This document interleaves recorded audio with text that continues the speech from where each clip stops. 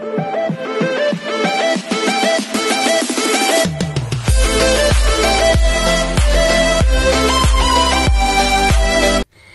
everyone, this is Kijipa Vlogs, a Filipino actor based here in Saudi Arabia, and welcome back to my channel. Ang gagawa natin ng reaction video, ang Barda compilation for today's video, because why not? So isa-isahin na natin to for today's video. I won't take any longer, let's start this reaction video. Wait lang, may nagsabi dito, hi, when nga KJ? When nga birthday mo KJ? September 20, bakit may maaasahan ba ako?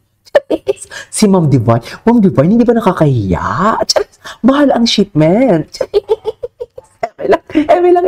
Kasi si Ma'am Divine talaga sabi ko, Ma'am Divine, mahal ang shipment papuntang Saudi Arabia. Kung dyan may manggagaling sa'yo, ang sabi mong ibibigay sa akin. Siyempre, wala nito yung mga fake news peddler. Naiingit yan sila. Charis, ito yung plan nila, di ba? Kung naging mabait lang sana kayo, edi sana meron din kayong ganito. Sa totoo lang. Anyways, wait lang. Like Kaylin and Kobe, sabi niya noon, friends lang sila ni Kobe. Pero sila na pala, gaya niya nila Jameson and holding hands at sabi ni friends, dear, si Kobe and Kaylin, wala silang projects. Yan ba yung hindi nyo maintindihan? May projects ba sila together? Tsaka, that is not our story to tell. Bakit ba kayo nangunguna? At bakit nyo ba kami dito ginugulo? Yan lang yung hindi ko talaga maintindihan sa'yo. Masaya naman kami. Tsaka hindi naman namin pinipilit na si Barbie and David na sila. Wala kaming pinipilit.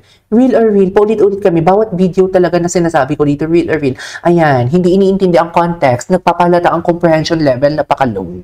Or wala. Or walang comprehension for today's video. Ayan na. Napapaghalataan for today's video, Di ba, dear?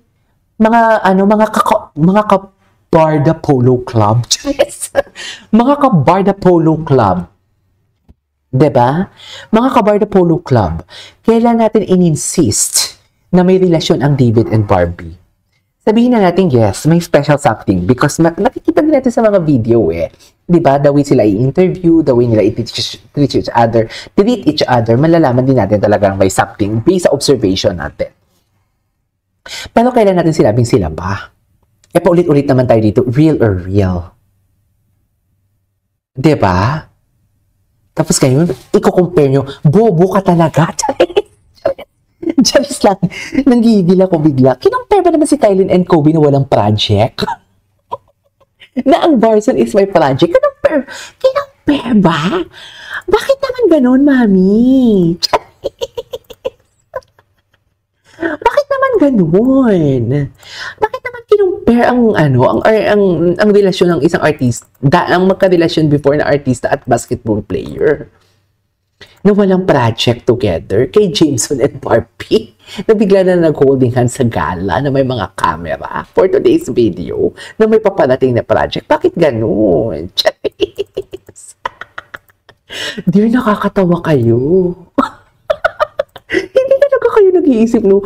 Pero alam mo, lipat kayo sa amin para may matutunan kayo. Promise, dito kayo sa amin. Kasi ang dami ng totoo lang, marami ako nakikita na maraming mahinang nilalang na lumipat sa amin talaga. Kaya kayo, kung ano man ang pinaniwalaan ninyo, lipat na kayo sa amin. Sige na, lipat na kayo sa amin for today's video. Wait lang sabi ni Ma'am Noem, sus, di na kayo nanawa dyan kay Jameson. Bakit naman magsasawa? Sa'yo na kami yan at kung ikaw legit Barda, di yan pinapansin. Wala yan. Alam ng basher, katauhan yan ni Jameson. Ba't wala na silang maitapik? So go na naman sila. Nagpapaka-stress na mga kawawa naman, di kaya buwagin ang Barda community. Yan talaga kasi talaga, di ba? Yan, si Norms, wala siyang heart, so minutes hindi siya masyado nagko-comment sa akin. Silent viewer siya. Pero alam niya din talaga kung ano ang purpose ng mga basher is to break the Barda community. Hindi nila tinitira si Barbie, pero ang goal talaga nila, ang Barda itself. Kasama dyan si Barbie. Kasama dyan si David. Pero para magmukhang malinis at hindi basher, isa lang ang tinitira nila at ang gusto nila i-push ang katotohanan na hindi naman nila ma-proof for today's video. Accept na hanggang love team lang sila forever. Tapos, Gina G talaga siya. Si Ann, Gina G talaga siya. To think na basher siya, pero andito siya sa atin. Accept na lang ina-accept din namin. Ikaw lang din naman yung pumuputok ang butchi mo. Charis! Bakit mo pinipilit sa amin yan? Sige, kung i-accept namin, ano ngayon? Hindi ka na makakapang-asal sa amin. Asalin mo kami, hindi namin ina-accept yan. Diba? Dear, time is the ultimate truth teller. Hindi natin alam ang katotohanan, ni wala sa amin. Andito lang kami mga defender because sinisiraan ninyo si David. Yun lang yun. Wala kaming sinasabing forever maging sila. Wala kaming sinasabing ganon na they are in a relationship. Wala kaming sinasabing ganon. May sinasabi akong may special something sila. Kasi kung makikita mo din naman sa mga sagutan, di ba? Si Barbie in interview, lahat, Jameson, Alden, Christopher Martin, mga friends, nakatag as friends. Sa bibig niya yan mismo sinabi. Pero si David, we grow, each other. Di ba? Doon pa lang malalaman mo na eh. Di ba? Pero hindi ko sinasabing sila. Pero sinasabi ko, para safe na lang, may something. Di ba? Kami accept namin na love team sila kung yan yung gusto nyo. Pero kayo accept nyo ba? Kasi sa tono ng pananalita mo, mukhang hindi mo accept eh. Alam mo, lipat ka sa amin. Turuan kita. Turuan kita na sinasabi mong acceptance. Lipat ka sa amin. Halika, lipat ka sa amin sa polo. Ay, hindi ka muna magpo-polo club. Kasi the way ka magsalita, medyo hindi pasado ang IQ mo. Tsaka yung comprehension mo. So, hindi ka muna sasali sa polo club, sa Barda Polo Club. Dito ka muna, audience impact ka muna. Tagapalakpak ka muna sa mga matataas ang IQ. Okay? Hello po, bagay po yun, yung Barda, yung King Daland. Ini-imagine kung ang ganda ng King Daland, na ano niya ba yun? Panoorin ninyo yung King Daland. Bagay na bagay. Wait lang. Nakapadlock na ang puso ni Barbie kay Jameson. O, di ba? Gina G talaga siya. Ito na naman si Anne. Si Anne, o, di ba? Halatang basher talaga siya kasi ang dami niyang comment, mami. Putol-putol ang comment niya for today's video. Hindi si David kasi low-key relationship gusto ni David at private. Walang camera. O, atake. Oh, wala pala ang gulo. Oh, di ba? Alam mo, nagkakagulo na sila mga basher. Wala pala, ayaw pala ni David ng low-key and everything. Gusto niya private, walang camera. Pero ang ini-issue ninyo, yung siya Siargao, nakausap ni David. Sa camera. Di ba? Yun yung ini-issue ninyo to think Siargao is tourist spot ngayon, di ba? Parang ang lala ng turista, kaya nga magtatayo siya ng business doon, di ba? Pero ginawa niya ng kwento. Ang kwento ninyo, kasama niya yung girlfriend niya at maraming mga nag-take ng photo for today's video. Kung gusto ni David, kung in-relationship talaga si David at walang camera, bakit siya pupunta ng Siargao? Pwede naman siya pumunta ng Amanpulo, katulad ng Kim Pao. Pero hindi mo kaya. May lumabas pa din na resibo sa Kim Pao kahit Amanpulo yun, ha? Feeling ko yung nag-invade ng privacy ng Kim Pao doon, yung nagbakasyon sila last April nag-celebrate nila yung birthday ni Paolo sa Amanpulo. Feeling ko lang natsugi na yun sa Amanpulo. Natanggal na yun sa work. Diba?